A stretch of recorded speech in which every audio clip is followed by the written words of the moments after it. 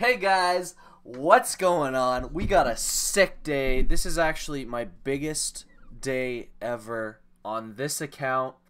So I'm super happy about that, but it's really weird because I have conflicting emotions. I took an absolute garbage ass trade on CCNI to start the day, and I was down more than my max loss, and I kept trading. So that's like the number one rule, the cardinal rule that I'm never ever supposed to break. And I broke it to go on and have my biggest day. But technically I shouldn't have even been in anything else other than this. Now let's go over what happened on this thing before we get into the good stuff. And even before that, I want to show you guys something on my YouTube. So if I go into my analytics here, YouTube Studio, bring over my analytics, I go to subscribers and I go to see more, it shows me that only there are 41% of you guys that are watching these that are not subscribed. So please hit that subscribe button. Do it like that or hit it with your mouse, whatever it is. Please subscribe. I know I sound annoying because that's all I talk about. Or I say it all the time, but please, that'd make me happy. Anyways, back into this garbage. Let's get into this garbage. So I bought into CCNI here. It was one of the only things that looked okay on the gapper, but it didn't even really look okay. I just thought that there would be momentum in this once it started. So at the bell here, or when did I buy? I bought back here a couple minutes into the day. This is where the volume started to come in, but I was buying under VWAP. I was buying on this resistance. I didn't even see this at the time here. I was buying right here on resistance, and I pretty much top ticked it. I filled at 556, and the high was 558. So I don't even know why I was in this. I was trying to anticipate momentum that wasn't there, and there was no reason for it to be there. Like, look at this garbage chart. Like, the chart sucks. 550 is huge resistance on the daily, and I didn't even have a stop. I should have had a stop at the bottom of this candle right here at like 525. Where is it? Right here. I would have stopped out and I would have been down 158, but instead I stopped out for like 300 bucks.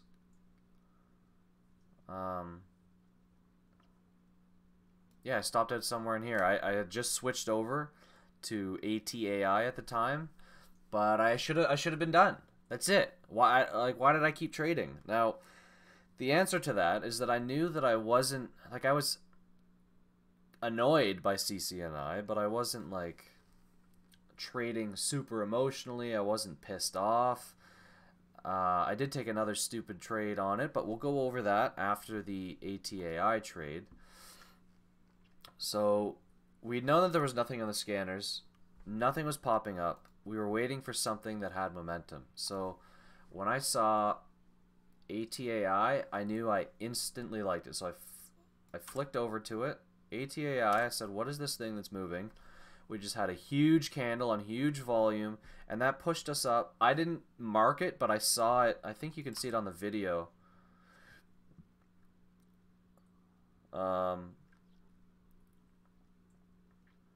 So I'm trying to get in here. That pause there was me looking at the daily and kind of seeing that 140, which is the level that we're at now, just below it is where all of the resistance is.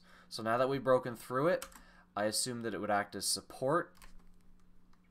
Now see, if I was wrong, I would have had a massive red day. I would have been down, 400 bucks, 500 bucks. So that's why I'm so conflicted. Now, I was never really down. Like, I was never down on this position, so it's easy for me to say that I didn't have to make the choice of whether to be down 500 or continue.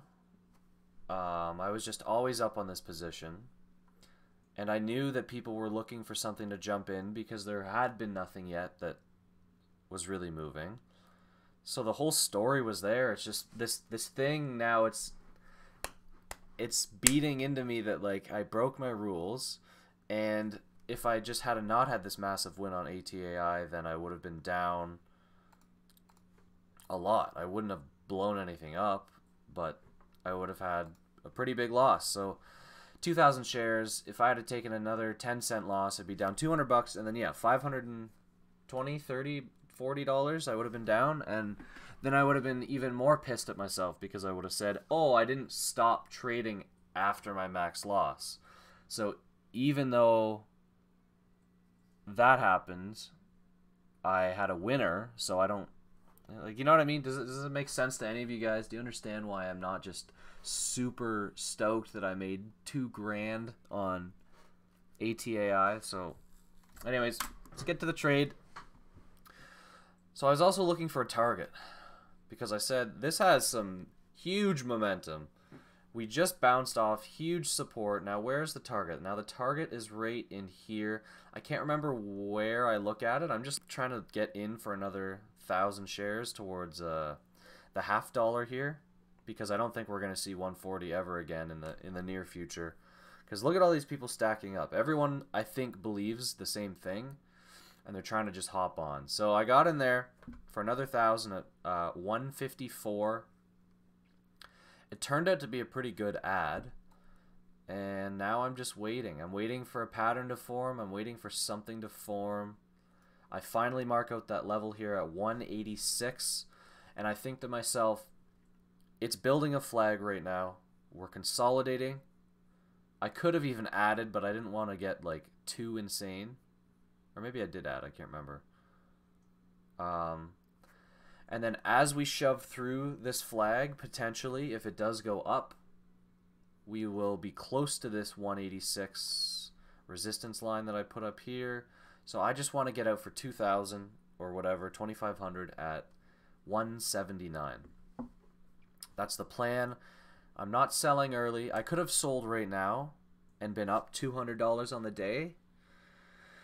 And I was thinking about it, but I didn't want to make any more trading errors. I'm trying to minimize my trading errors. So you could say, yes, I broke a massive rule, my cardinal rule, whatever it is, but it's another thing to break even more rules, where it's selling early or chasing or not buying on support. Like this was a perfect entry.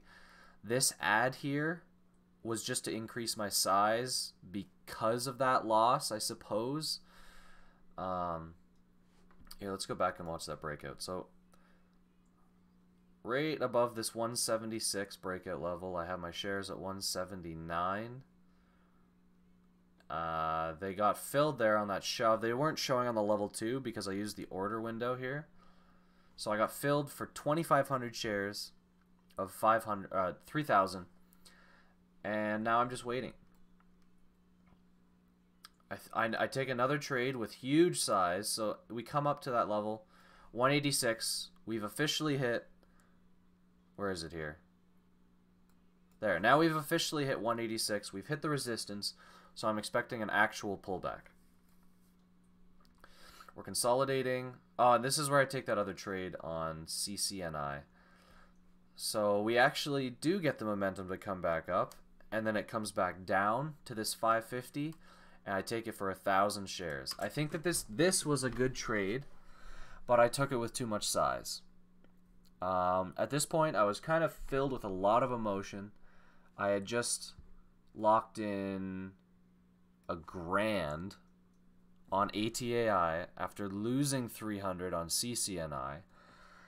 So I'm up 600 bucks at this point, and I go, oh, here's my chance to make it up on CCNI, and I just buy 1,000. I don't even think about the size. I just 1,000 shares. Now it's good I didn't take 2,000 or 3,000, but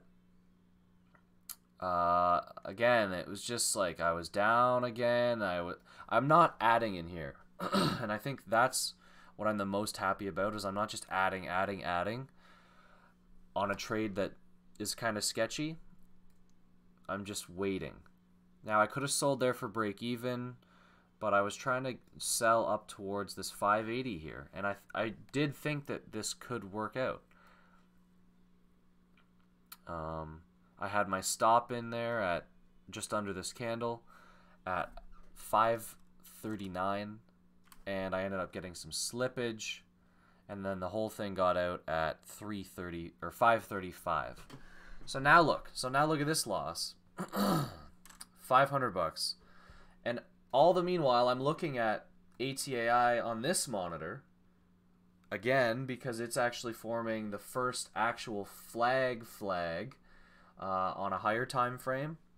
So then that's part of the reason that I'm happy I stopped out on CCNI, because then I immediately switched back to ATAI. I still have my 100 shares, and I'm waiting. I see this flag, and I say, okay, around this level and VWAP, this is another valid trade. This is, the volume is tapering off. We're kind of holding up. We're still above all of these levels, and I think it's going to make another move. So I buy in here another 2,000 shares, and I say I'm only going to add if it hits VWAP. Which is 170. So I'm waiting. I'm waiting to see if I get that perfect entry of 170. So far, nothing. 74. 73, 72. 70 there. I see 70, instantly put up another 2,000 shares, and now I'm in big. I got my 4,000 shares. We instantly kind of get bought up off of that level. So 71, 72, 73. I have to override all of these things because my max size is like 3,000. So look, I'm already up. I'm already huge in the money. And I go, okay, the fact that that was bought up so violently means that that was probably the bottom, and we're going to make a move higher. So from there, I'm just holding, I'm waiting. I'm in this, I'm kind of nervous because of my size, but I'm already in the money, and I'm already up $600 on the day. So actually at this point, I'm not that nervous. To be honest, I'm not that nervous right now. I'm just still kind of upset that I'm still trading after my max loss. So trade number 2 on ATAI, I put 2,000 of the shares up, I think, at near the high of day rate here at 91. So once we hit 91, I get filled. I'm down to 2,000 shares. And at this point, I don't really know what to do. I see that we're coming up to the 200 moving average here. We have the $2 whole dollar level as resistance. So what do I do? Sorry, excuse me. We come up, we bust through $2. I sell another 1,000 at an average of 205, 204. So now I'm locking in like crazy, and I'm seeing the realize, and I'm like, holy shit! Like what is going what's going on today? And that's really just a product of 4,000 shares, right? Like this trade here, 170 up to $2, let's say, on average. It's only 30 cents, right? So if I had taken my normal 2,000 shares, $600. But just the fact that it's such huge size is why there's a huge gain. So now let's keep going here. Let's see what I do. As we break through high of day again, I just keep selling. I'm selling. I sell the rest of it, and I'm out. And just like that, $2,000 on ATAI. And I think, like, I'm just... hold on, there's a train coming. I'm going to mute my mic. Just one sec.